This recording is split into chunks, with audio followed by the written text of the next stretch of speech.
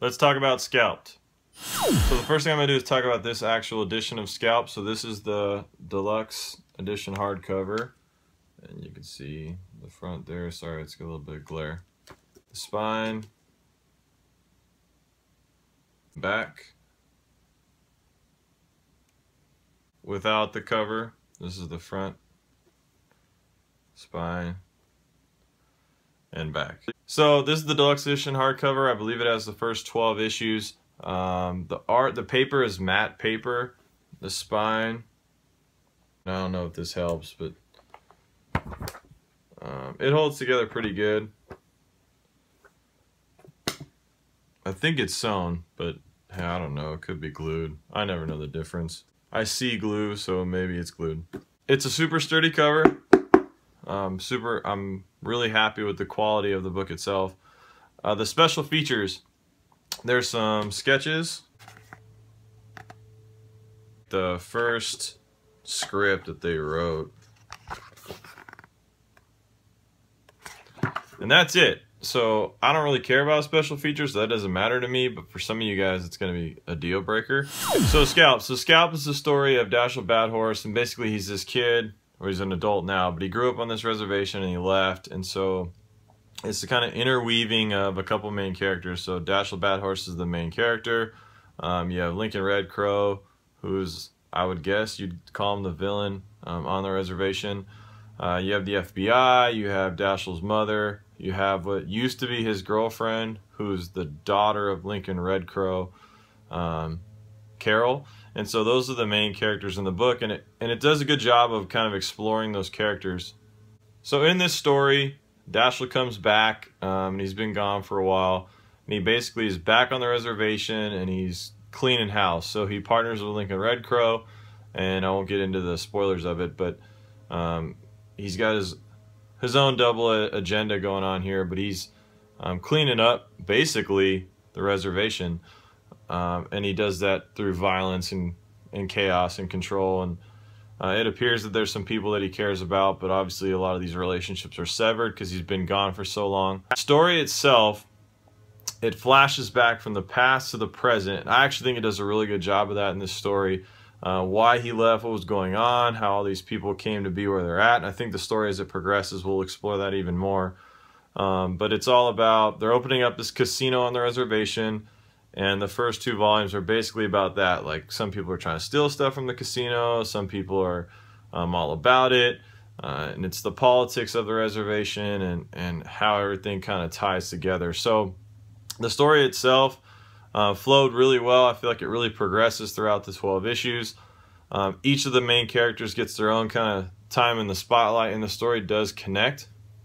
Anytime they do a flashback sequence, if they do it in old time, meaning that they flash back more than a few years, it's very obvious. The tone, the color of the pages change, so you can tell, okay, and it says it right at the top, like, this is this era. And then as they go through, like the night the casino opens, it actually timestamps it. And so the flow is really good. The flow of the book is really good. So here are my pros with this book. The story moves forward really, really well. It continues on. Each character gets their own moment. And it does keep going forward. I feel like it definitely progresses throughout the issues. And the characters all get their own turn. They all get their own moment where you kind of reveal a little bit more about each character. There are some subplot characters that enter in there, and sometimes they go away and sometimes they stay, but they do a good job of exploring the main characters. The art for this book actually, I think, fits into the story, meaning the art is kind of real grimy and dirty and dark. And it really fits. I mean, there's an example. Real grungy. My cons. There is a lot of profanity in this book. I would say an excessive amount, and sometimes it's not even really necessary, but there's a ton of profanity in here. Wasn't fond of that. The art style, while it fits the story, I did not personally like. So I understand that it fits the story and it gives it a tone and feel, but I did not like, personally, the art style. There's a lot of, like, well, I wouldn't call it a lot, but there's enough, like, there's nudity and characters hooking up, where, again, I think it does fit in the story. It's just more than I would care for. which if I could write it up myself, it'd be none. I do get what they were trying to do, but just me personally, it's a con for me. So what are my thoughts on this book? I thought it was well written. I thought the story flowed really, really well. I was not personally fond of the art.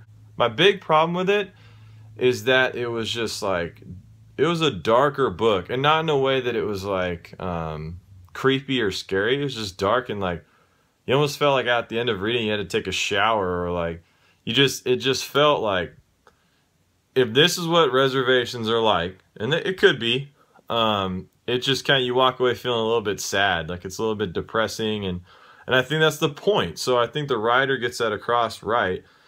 I just don't read books, or especially comics, to feel dark and depressed. And maybe you do.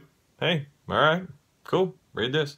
I get it. I think it's well written. I think it hits its target of what it's trying to do. It's just not something I personally enjoy.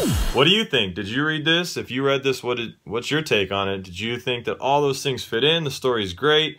If you read the next volume, I'm not going to be doing that. But if you read the next volume, does it get better? Did you like the story? Did you like the way it progresses? I know Jason Aaron, he's a really good writer. And so what is it? Tell me what you guys think in the comments below. Appreciate you guys watching. Have a good weekend. Happy Halloween.